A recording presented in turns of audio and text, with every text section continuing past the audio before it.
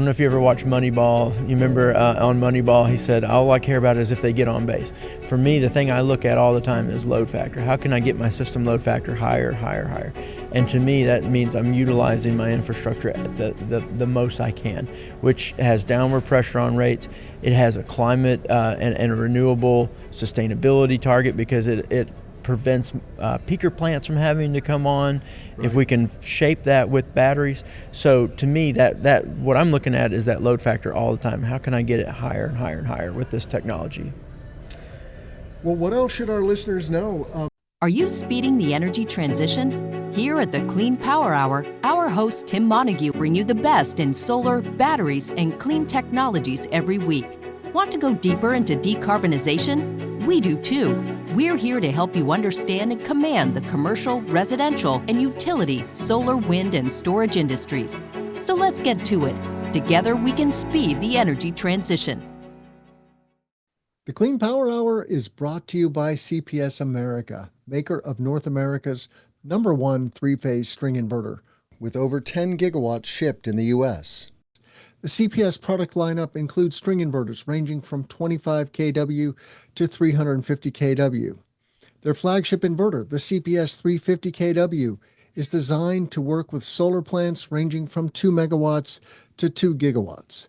CPS is the world's most bankable inverter brand and is America's #1 choice for solar plants, now offering solutions for commercial, utility, ESS, and balance of system requirements.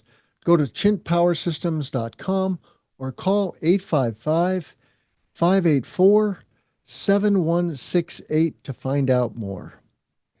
Hey guys, are you a residential solar installer doing light commercial but wanting to scale into large C&I solar? I'm Tim Montague. I've developed over 150 megawatts of commercial solar, and I've solved the problem that you're having. You don't know what tools and technologies you need in order to successfully close 100 kW to megawatt scale projects. I've developed a commercial solar accelerator to help installers exactly like you. Just go to cleanpowerhour.com, click on strategy, and book a call today. It's totally free with no obligation. Thanks for being a listener. I really appreciate you listening to the pod. And I'm Tim Montague. Let's grow solar and storage. Go to Clean Power Hour and click strategy today. Thanks so much. We're here at Tennesseea in Nashville, Tennessee 2025, and my guest today is Brandon Wagoner. He's the Vice President of Strategy for Middle Tennessee Electric Co-op. Middle Tennessee Electric Co-op is the largest co-op in the Tennessee Valley, or the TVA, and it is the second largest co-op in the United States. So it's pretty cool. And as I was telling him in the pre-show, this is a first for the Clean Power Hour to have a co-op on the show. So welcome. Yeah, well, great. Thank you for having me. Appreciate you inviting me to be a guest. It's really great to meet you and learn about your work in the TVA. You know, the TVA serves 10 million people over a huge swath of the state of Tennessee, but also 6 other states. Many people don't realize that. Mississippi, Alabama. Some into Kentucky, I guess North Carolina a little bit, Georgia. Yep. And Virginia. Virginia. Mm-hmm. Yep. So anyway, the TVA's responsibility is very similar to an ISO, an independent system operator. It is unique because it is a federal entity. So that has some, and I don't know if you want to speak to that, but tell us a little bit, Brandon, about your work and who you serve and what your role is at the utility. Yeah, well, so MTE, we serve about 350,000 meters, and we're just to the south and east of outside of Nashville. So we're right here in Nashville today. This is Nashville Electric System that we happen to be on today, but right down the road you'll start seeing the MTE infrastructure. So we, as you mentioned, we're a local power company of TVA. TVA serves as our regulator and our GNT as well. So they generate and transmit to us. And they do have a very unique formation. They are a self-funded organization, but started as part of the New Deal.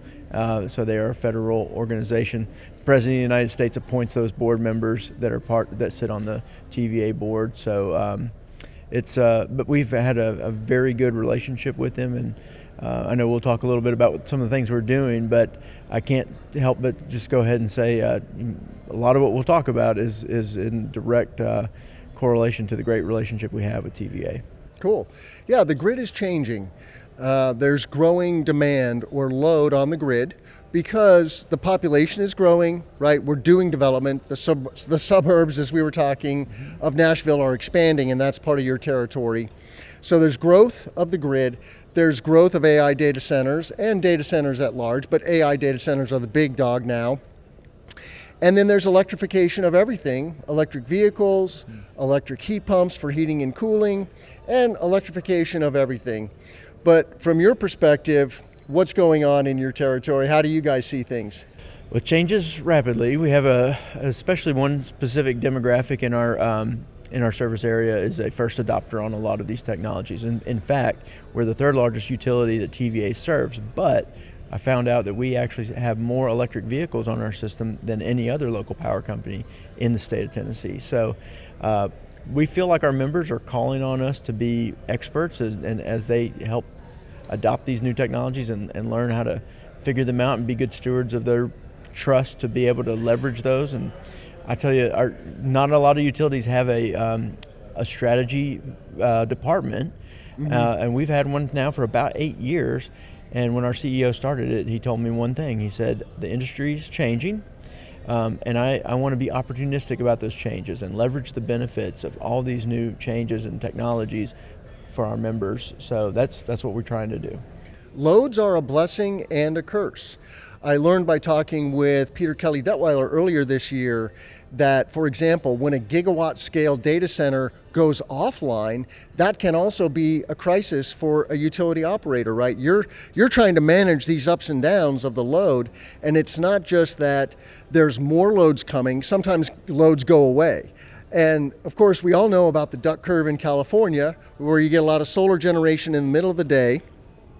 And what that means is the grid operator has to ramp down the resources. Now, you're not in the business of operating those power plants. That's the TVA's job.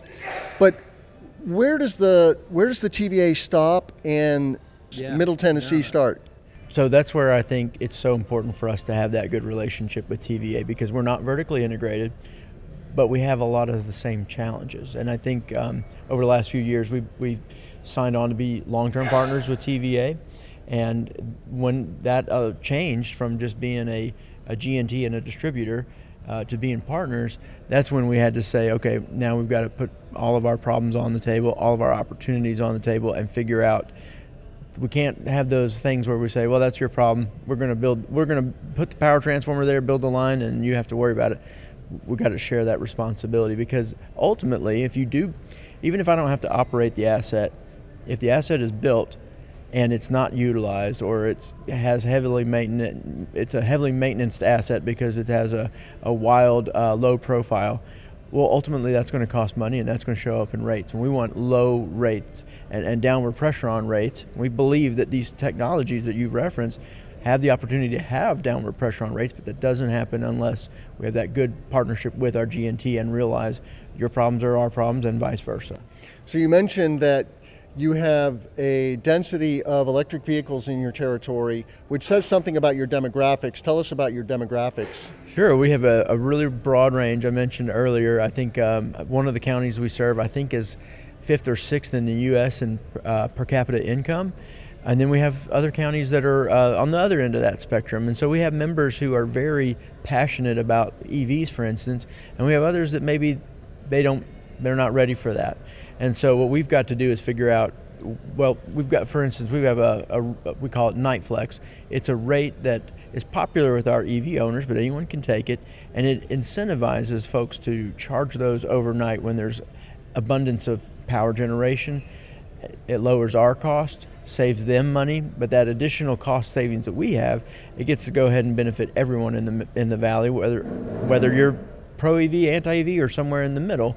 So that's where we're trying to figure out is our members, they want to engage us differently. In fact, we have a strategy compass, and at the outside of it, we kind of identified how we want our members to perceive us. And we struggled with, do we want to be the provider? Do we want to be their partner? And we realized we want to do all of it. We want to be their partner, provider, advocate, and that's what we're doing here, is trying to advocate on behalf of our members, their advisor, and their expert. And each one of them wants a different relationship, and we feel like we're called to serve in whatever role they're asking us to serve. The Clean Power Hour is brought to you by CPS America, maker of North America's #1 three-phase string inverter, with over 10 gigawatts shipped in the U.S. The CPS product lineup includes string inverters ranging from 25 kW to 350 kW. Their flagship inverter, the CPS 350 kW, is designed to work with solar plants ranging from 2 megawatts to 2 gigawatts. CPS is the world's most bankable inverter brand and is America's #1 choice for solar plants, now offering solutions for commercial, utility, ESS, and balance of system requirements. Go to chintpowersystems.com or call 855-584-7168 to find out more. Now, in many parts of the country, we would have what's called time of use rates. Is that being implemented in Tennessee? So the night flex rate I mentioned is our version of time of use, and it's a non-traditional. It doesn't follow the peak cost, the high cost peak hours. All it basically does is we evaluated our low profile, and we realized that sometimes those on-peak hours change depending on if it's a hot month or a cold month. That's going to be too much for our members to try to keep up with. What we did find is there's a 6-hour window overnight that is always a cost-saving benefit to us. And so for now, this is kind of maybe a step one. We're going to try to funnel more energy into that 6-hour window. And then if we have to reevaluate, one of the things about the industry today is that you have to make decisions and then be able to reevaluate in 5 years and modify them. So we're trying to put as many arrows in our quiver as we can, because we're not in a situation where there's a silver bullet for any of these things. So that's sort of our version of time of use for our members. So what are some of the other arrows in your quiver? You can control rates and do time of use, but what is it all about technology, or is it also about just like building out the distribution grid, for example? Yeah, no, it's a great question, and I think we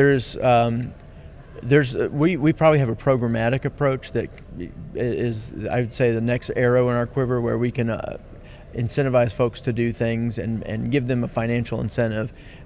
So for instance, if you were to put an EV charger in your home, we'll give you a $50 rebate on your electric bill. And I know it's not a lot of money, but it allows us the flexibility that someone says, well, I missed the 6-month window. Well, we can work with that.